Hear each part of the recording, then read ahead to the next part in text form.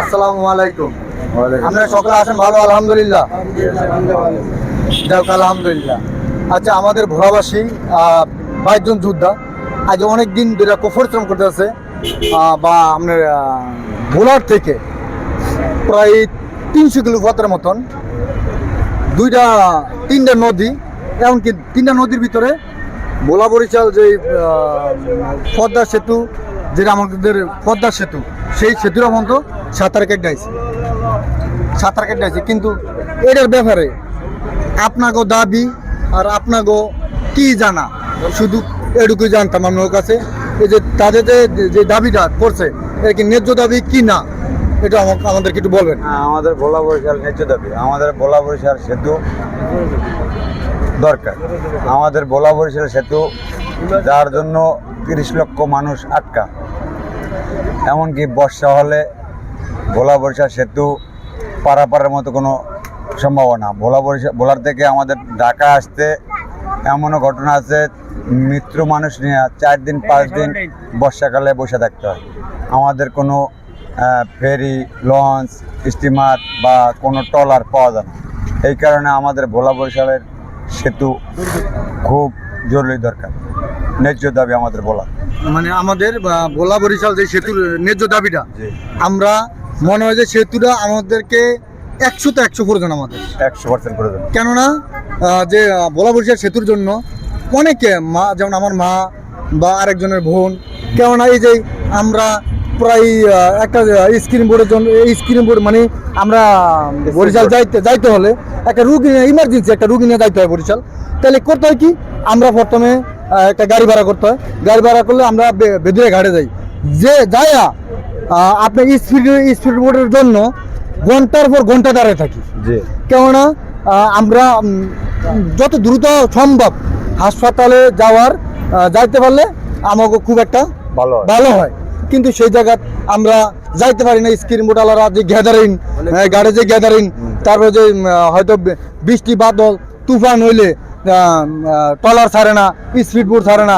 আমরা যে রুগী নিয়ে যে একটা দুর্ভোগ করতেছি এই যে এত বছর ধরে, কেননা আমাদের যে ন্যায্য দাবিটা, বিশেষ করে বর্ষাকালে আমাদের ভোলা থেকে আসার মতো কোনো ব্যবস্থা নাই। স্পিড বোর্ডও ধরে না, এমনকি 4 দিন 5 দিন পরে স্পিড বোর্ড ধরে। সিঙ্গেল উঠলে, নিম্নচাক উঠলে আমাদের ভোলার থেকে কোনো লঞ্চ, কোনো স্পিড বোর্ড, কোনো ট্রলার পাওয়া যায় নাই। লাশ নিয়ে, রোগী নিয়ে দীর্ঘদিন বসে থাকতে হয় এই লঞ্চের অপেক্ষায়, ট্রলার অপেক্ষায়, স্পিডের অপেক্ষায়, ফেরির অপেক্ষায়।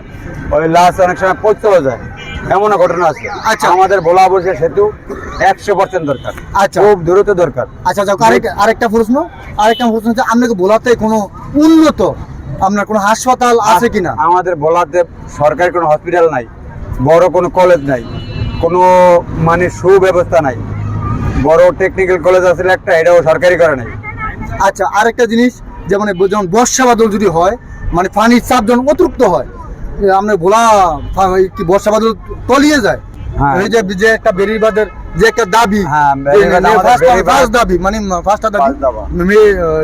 যে আপনার ভোলা বরিশাল সেতু, মেডিকেল কলেজ, তারপরে বেরিবাদ। আচ্ছা, এই যে বেরিবাদ যে দাবিটা, এই দাবিটা কি আপনার পানি, আমাদের পানি উন্নয়ন বোর্ডের এই যে পানি, আমাদের এটা খুব জরুরি দরকার। আমাদের বেরি চতুর্দিকে বেরি পূর্বে ছিল, এখন নাই, অনেক জায়গায় ছেড়িয়ে গেছে। এটি করা হয় না, এটি ব্লক দেয় নাই, এটি কাঁচা করে করা হয়েছে। কাঁচা করে করেছে, দেখা যায় একটু নিম্নচাপ তৈরি হলে দেখা গেছে 2-3টা দমায় বাড়ি দিলে ওটি ফাইটা থেকে। আচ্ছা, আর কেউ কিছু বলার মতন আছে আপনার মধ্যে? কেউ কিছু বলবেন?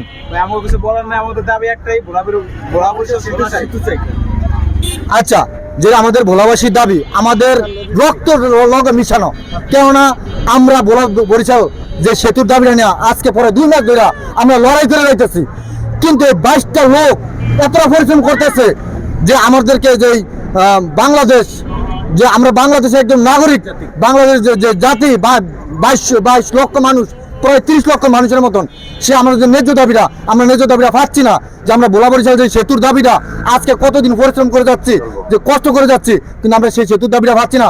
আমরা সরকারকে, বর্তমান যে সরকার আছে, ইনুস ডাক্তার, তার কাছে ইনু সরকার আমরা তার কাছে আহ্বান জানাই, কিন্তু সে হয়তো আমাকে না দিতে পারুক, কিন্তু সে আমাকে একটা আশ্বাস দিয়ে যাক যে আমাদের পরবর্তী সরকার আসলে আমাদের সেতু ভোলা বরিশাল সেই সেতুটা দিবে। আমরা এরকম একটা তার কাছে আশ্বাস চাই।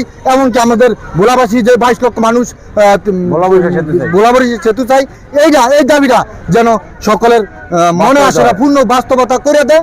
আমরা এই আশাটাই পূর্ণতা চাই, ইনশাআল্লাহ দোয়া। আলহামদুলিল্লাহ।